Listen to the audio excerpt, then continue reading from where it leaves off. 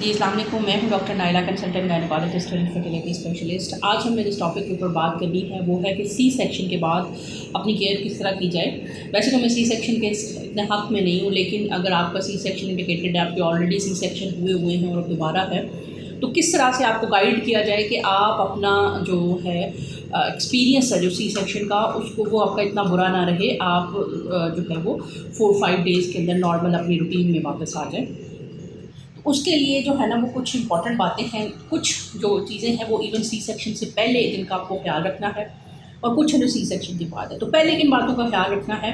अब जहाँ से भी अपना सी सेक्शन करवा रहे हैं, पहली बात तो है कि आपकी गायनेकोलॉजिस्ट बहुत पढ़ी लिखी और सर्टिफाइड होनी चाहिए, एक बात।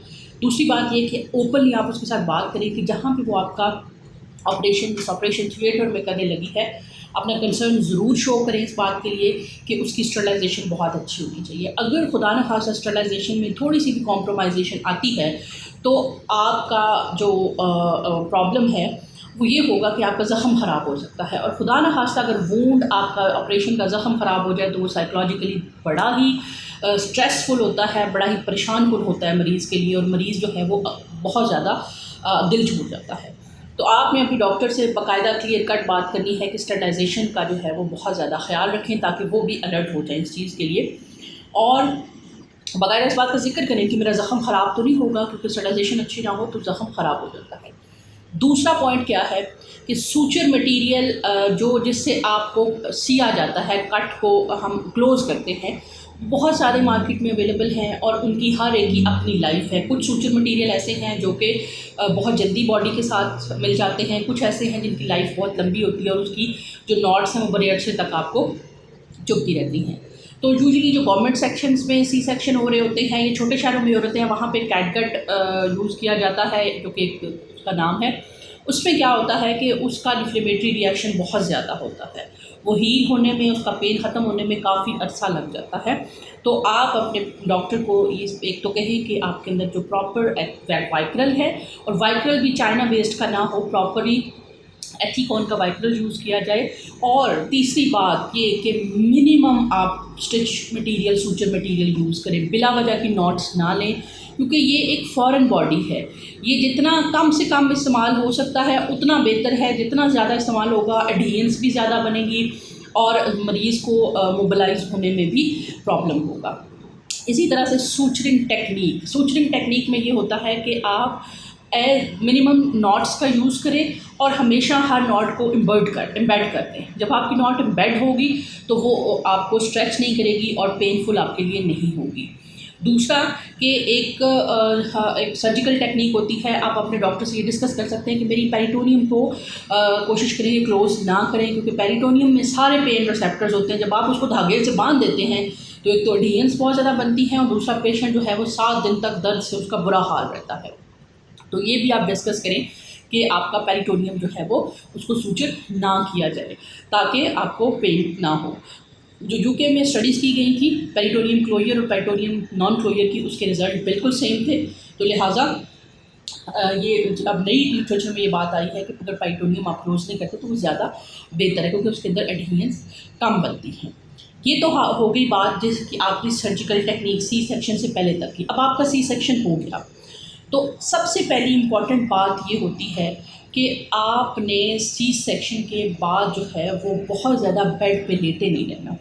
अगर आपका अनकॉम्प्लिकेटेड सी सेक्शन है तो आप अपने डॉक्टर से रिक्वेस्ट करें कि आपकी जो पेशाब की नाली है वो टाइमली निकाल दें, ताकि आप चलना फिरना शुरू कर दें, और आपके जो अच्छे पेन किलर्स यूज़ हों ताकि आप पेन फ्री रहें। जितना आप पेन फ्री होंगे उतना ही आपके लिए जो है वो ईजी हो जाएगा। और कोशिश करें कि आपको बहुत ज़्यादा फ्लूइड ना दिया जाए। सी सेक्शन एक बड़ा नॉर्मल सा प्रोसीजर है जिसके अंदर इवन मरीज़ को पूरी तरह से बेहोश नहीं किया जाता, बल्कि सिर्फ लोअर पोर्शन जो है उसको सुन किया जाता है। तो आपका 6 घंटे के बाद उसका असर ख़त्म हो जाता है और आपका खाना पीना डाइजेस्ट होना शुरू हो जाता है। तो 6 घंटे के बाद जो है वो आप पानी के सिप्स लेना शुरू कर दें, अगर आप खुदा न खास्ता सर्जरी के अंदर कोई कॉम्प्लिकेशन नहीं हुई है।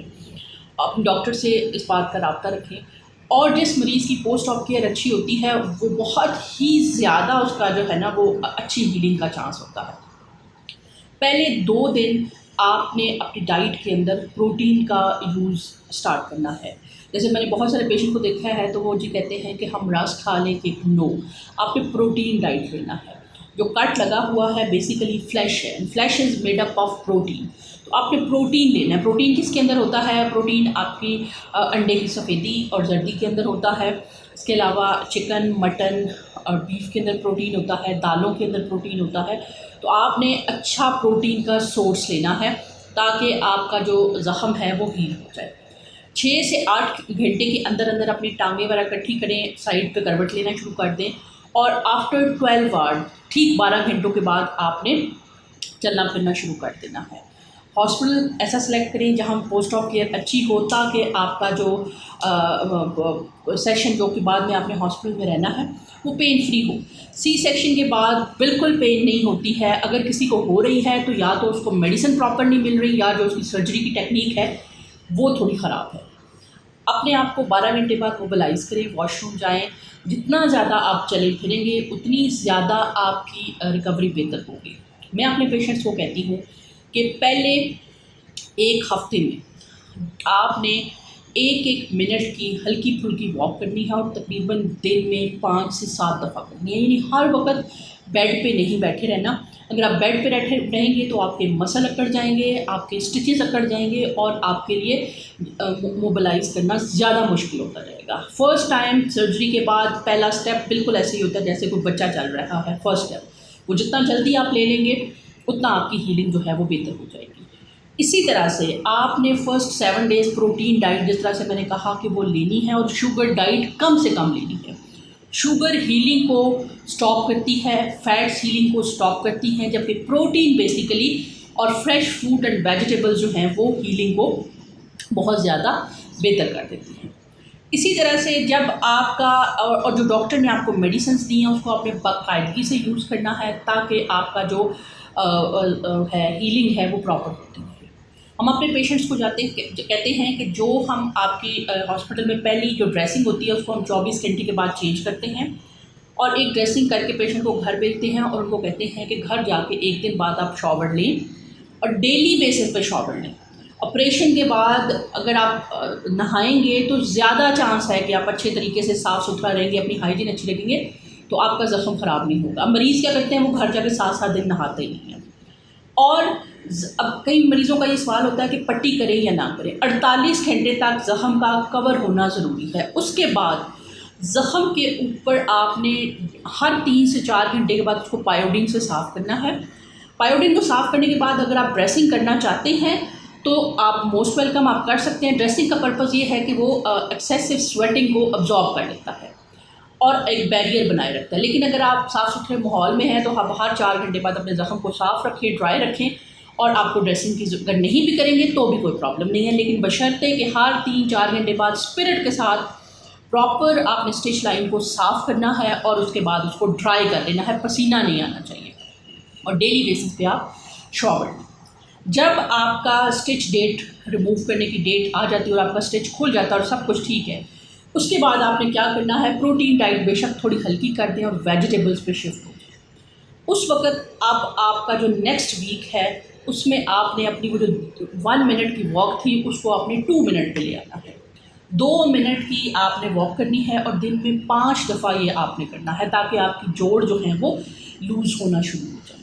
इसी तरह से जब आपके 2 हफ्ते गुजर जाएंगे, आपका अब तीसरा हफ्ता और चौथा हफ्ता शुरू हो गया है, तो आपने इसी जो मोबिलाइजेशन है, मोबिलिटी है, अपने घर के अंदर ही इसको मज़ीद ज़्यादा कर लेना है, 5 मिनट्स पे ले आना है।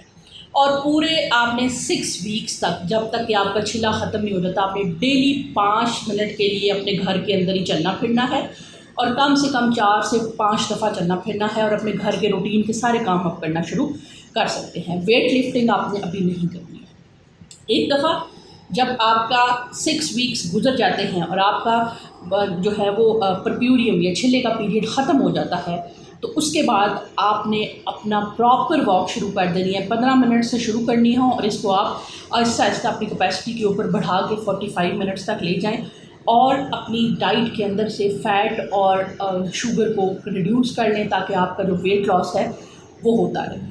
कुछ लोग समझते हैं कि जी जो प्रेगनेंसी के अंदर वेट होता है वो सिर्फ बच्चे का और बच्चे के पानी का और आंवल का वेट होता है, ऐसा नहीं होता है।